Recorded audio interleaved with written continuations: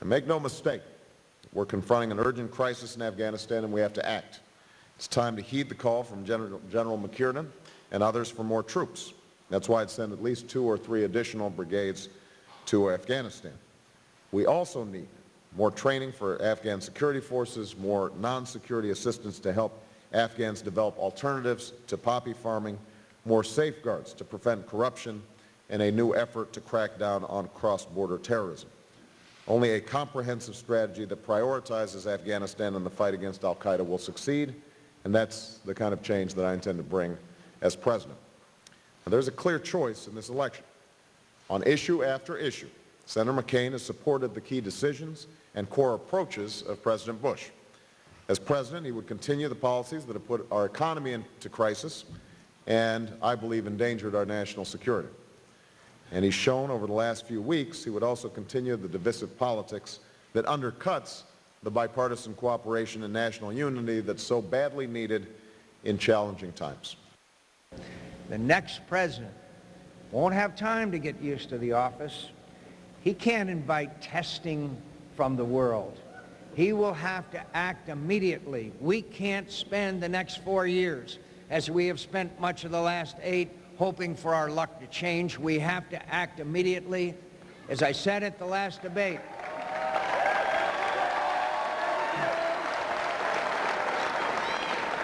as I said at the last debate, I'm not George Bush. If Senator Obama wants to run against George Bush, he should have run for president 4 years ago. I know you're worried.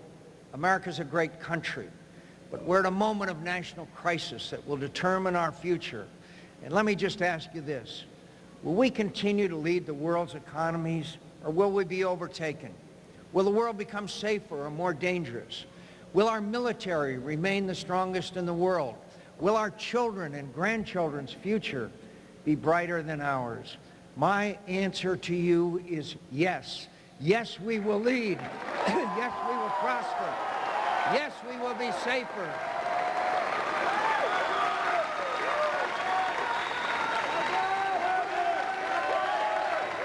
Yes, we will pass on to our children a stronger, better country, but we must be prepared to act swiftly, boldly, with courage and wisdom.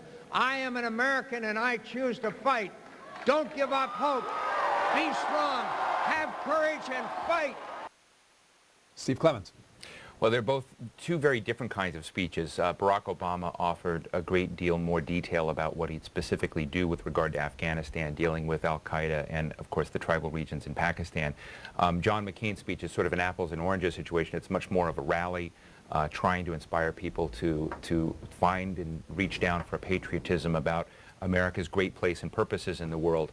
The problem that both of them face, frankly, is that great powers deploy themselves in the world 4 ways: militarily, economically, morally, and with what I call the ingenuity factor.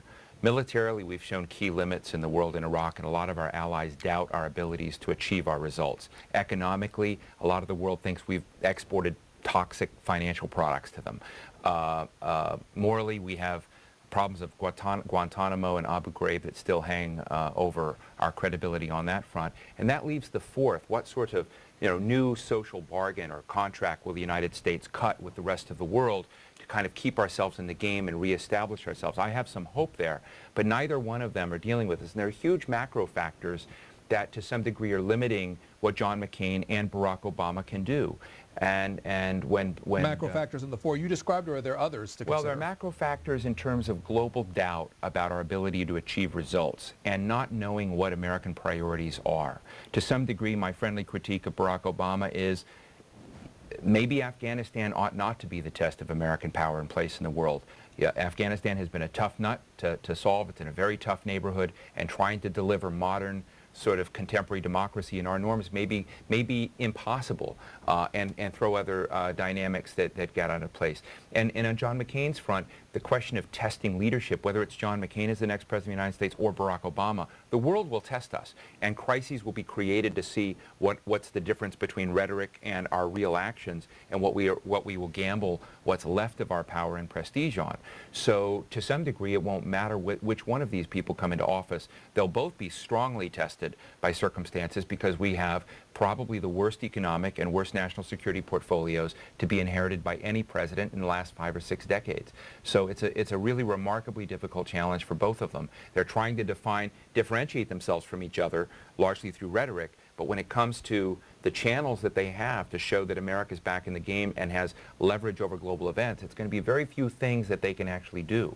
You said test is, do you agree with Senator Biden's recent statement about the testing of the next candidate as far as... Absolutely. Okay. I think I agree with Senator Biden that Barack Obama will be tested, and I agree that John McCain will be tested. I don't think there's anything implicit about John McCain's character or his resolve or his experience that would keep the world from testing his leadership as well, because the constraints on the United States are enormous today. So people want to sort out what will we really gamble? What are the new lines that are being drawn? How much leverage and power can we get through renewed collaborations with Europe, with Asia, with Japan? You know, and you can't do much in the world today without China and Russia. That's just a fact of life. And we're not on real good terms with Russia right now. So what price are we willing to pay to get Chinese and Russian support on dealing with Iran or helping to stabilize Afghanistan? These are the kinds of strategic game plans we need to get a sense of, and frankly, we're not getting much of those from either candidate.